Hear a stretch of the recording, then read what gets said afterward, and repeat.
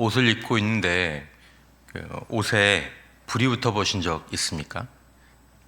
혹시 그런 적 있으실 수도 있는데, 아니면 뭐 요리 같은 걸 하다가 가끔 이제 주방에서 주방 기구에 불이 뭐 주변에 뭐 덕트에 뭘 이렇게 붙여놨는데 거기에 이렇게 불이 옮겨 붙는다든지, 옷에 불이 붙거나 뭐 집안 어느 곳에 아니면 뭐 내 눈에 띄는 곳에 불이 붙기 시작하면 그 사람의 성격이 뭐 아무리 태어나든 그렇지 않든 여유를 가질 틈이 없습니다. 즉각적으로 반응하게 되죠. 막 뛰기 시작하고, 아무리 게으르고 미루는 사람도 동작이 급하고 빨라집니다. 불이 붙고 막 불이 타오르는데 야 천천히 해, 그렇게 할 여유가 없습니다. 뭐 그렇게 뭐 여유를 가져 이렇게 말하는 사람, 또 그렇게 행동하는 사람 없죠. 야 불 붙지만 천천히 해, 천천히 해, 괜찮아 이렇게 하지 않죠. 자, 오늘 본문에는 불이라는 단어로 시작합니다. 불을 던지시는 예수님. 오늘 본문을 이해한다기보다는 사실은 말씀을 묵상하면서 이게 느껴야 될 말씀으로 저에게는 다가왔습니다. 불타는 마음, 불붙은 마음. 이 이미지가 오늘 말씀 속에서 사실은 가장 중요한 주제이고, 어쩌면 오늘 우리에게 일어나야 할 역시, 우리가 되찾아야 될 일 역시 불붙는 일이고, 불붙은 마음, 또 불붙은 생활, 불붙으신 예수님의 마음을 보면서 내 마음의 불을 보는 그런 일이라고 저는 이 본문을 묵상하면서 그렇게 느꼈습니다. 부디 저와 여러분들이 간절한 마음으로 주님의 마음을 느끼면서 우리도 불타오르게 하시고 불붙은 자로 살게 하소서라는 이 기도가 우리 안에서부터 나올 수 있기를 주님의 이름으로 축원합니다. 그 불은 예수님으로부터 시작되었습니다. 예수님은 불을 던지셨고 그 불이 이미 붙었다라고 말씀하십니다. 49절에 보면 내가 불을 땅에 던지러 왔노니 이 불이 이미 붙었으면 내가 무엇을 원하리요? 라고 얘기하십니다. 거룩한 방화범 우리 예수님, 내가 불을 땅에 던지러 오셨다, 그리고 땅에 불이 붙었다.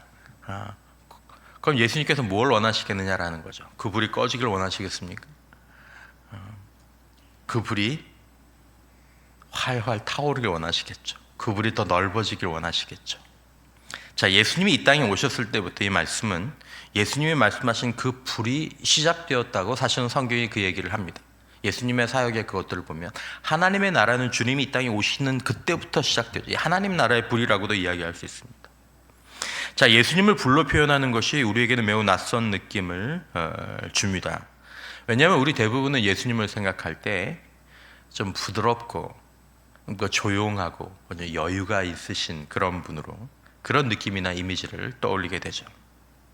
예수님을 생각할 때 막 타오르는 불 같은, 베드로는 이제 그런 느낌이 좀 들었죠. 하지만 예수님은 그렇게 느껴지지 않고, 예수님 하면 잔잔한 호수처럼 그렇게 느껴집니다. 그런데 예수님은 자신을 불의 전달자로 소개하고 계십니다. 나는 불을 던지러 왔다. 여러분, 오늘 우리가 만나야 될 예수님의 마음이 이 마음이고, 예수의 신자들, 예수의 제자와 신자들의 삶의 중요한 모습이 사실은 이 불에 관한 문제입니다. 불은 어디서 나옵니까? 불은 불에서 나옵니다. 물에서 불이 나오지 않습니다.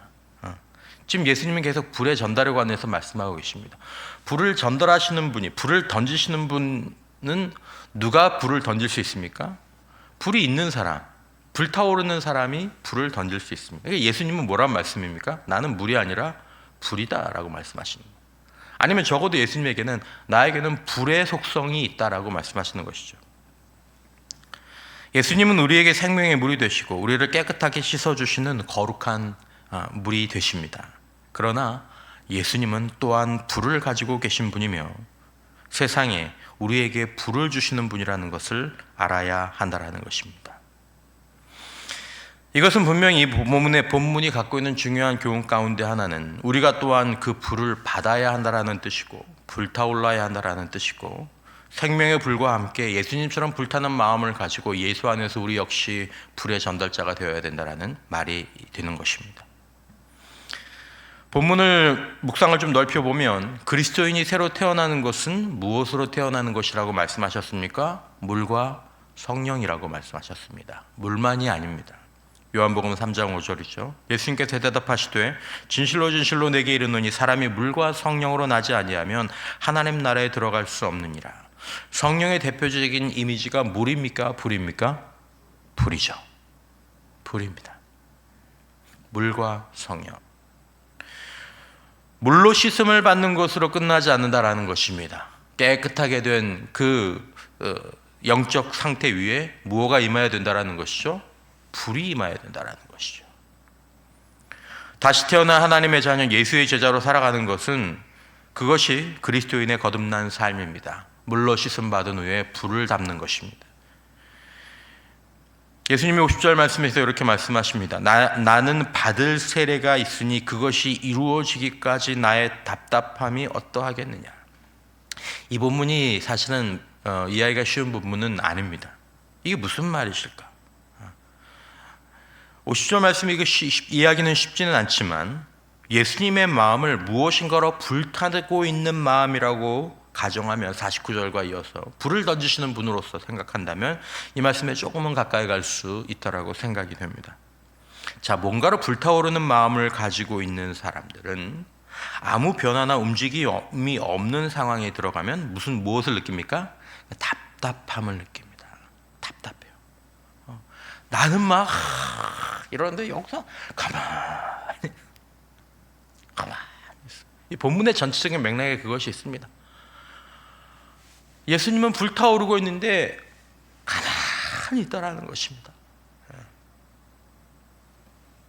옷에 불 붙은 사람들이 성격에 상관없이 가만히 있을 수 없는 것처럼 마음에 불이 있거나 불 붙은 사람들은 때로 어떤 상황이나 사람들을 보면서 답답함을 느낍니다. 왜 가만히 있지? 왜 아무것도 안 하지? 이거 해야 되는데, 이렇게 살면 안 되는데.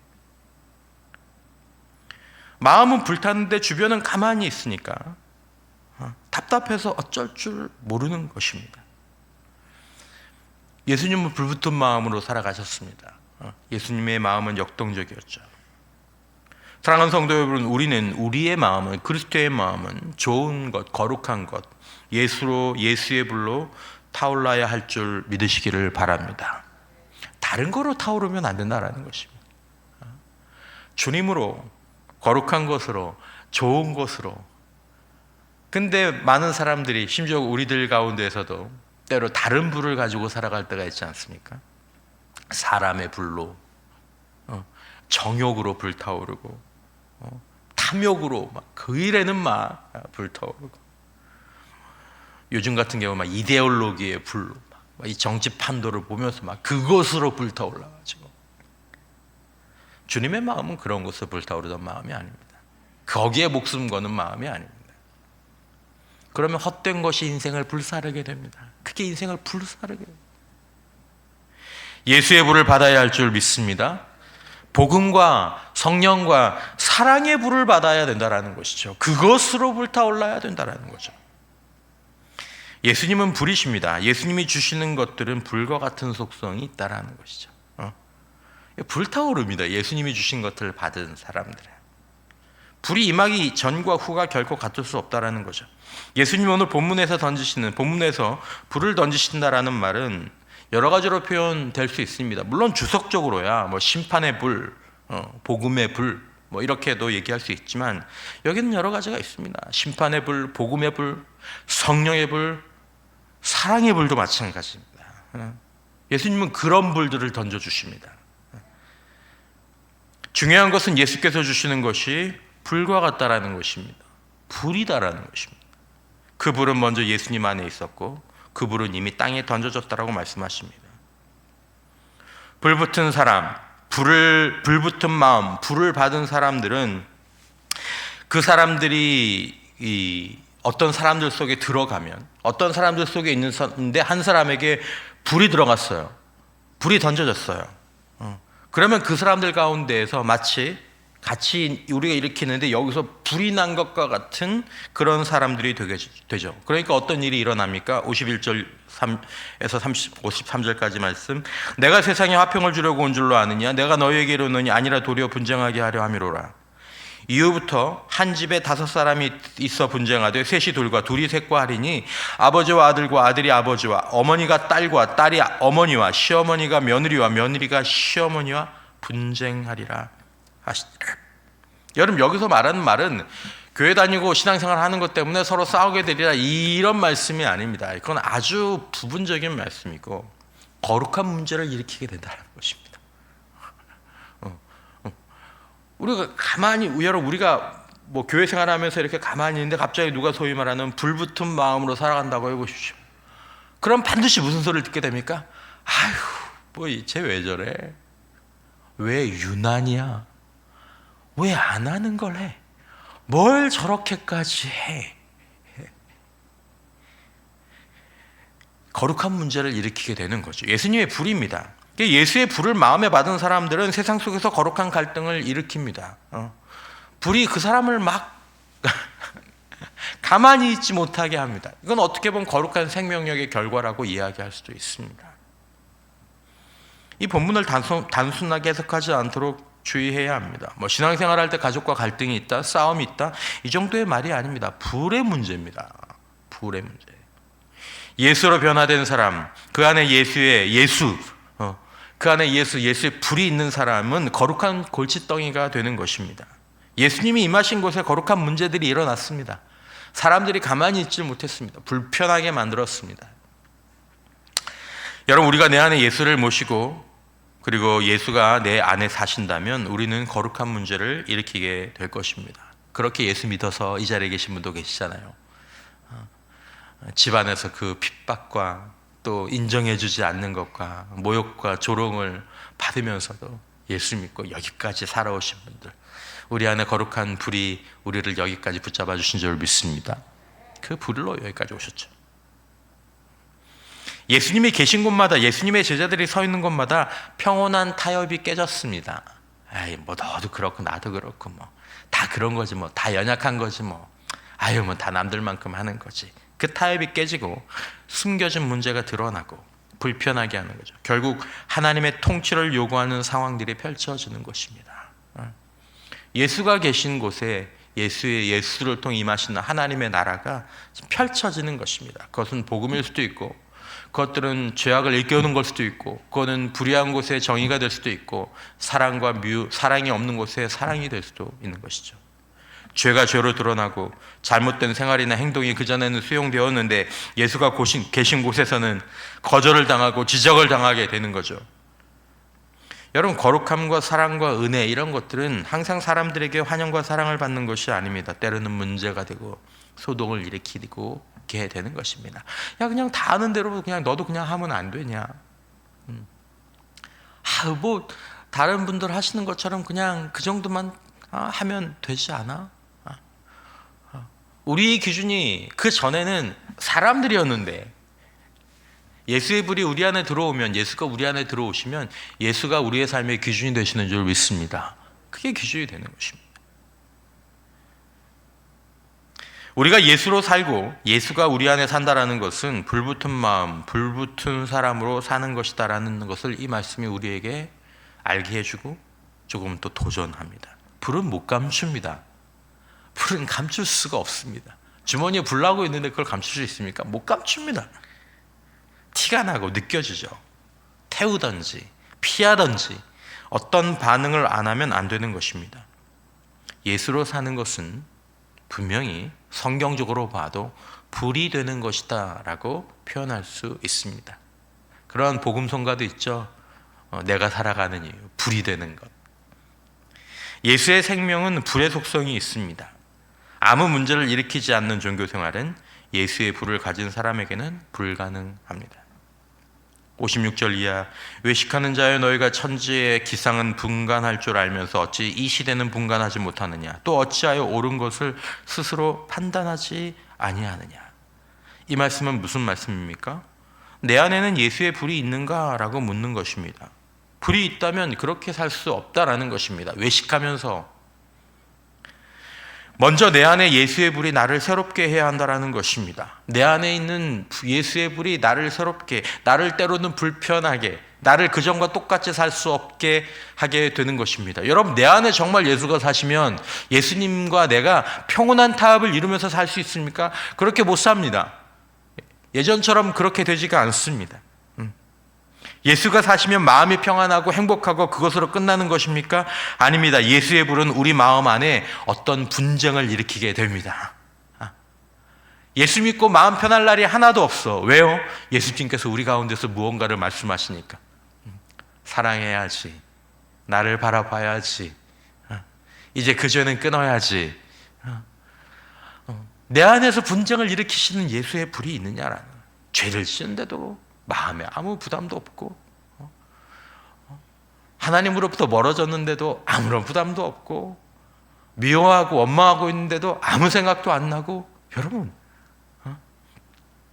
예수님의 마음이, 성령님의 마음이 답답하신 겁니다. 삶의 방향을 바꾸고 죄와 잘못된 생각들을 태우고 계속 우리로 하여금 하나님과 하나님의 진리, 성령의 생각으로 강력하게 몰아가시는 그 하나님의 불이 우리 안에 있는가? 예수의 생명이 있고 예수가 사신다고 하는데 여전히 육신적이고 죄에 대해서 감각이 없고 성령에 근심하시는 일들을 하는데 아무런 저항이 없고 우리 안에 불편함이 없다면 그것은 그 안에 예수의 생명, 예수의 불이 그 안에 없던지 있었는데 소멸되어 버리는 사람이라는 것입니다.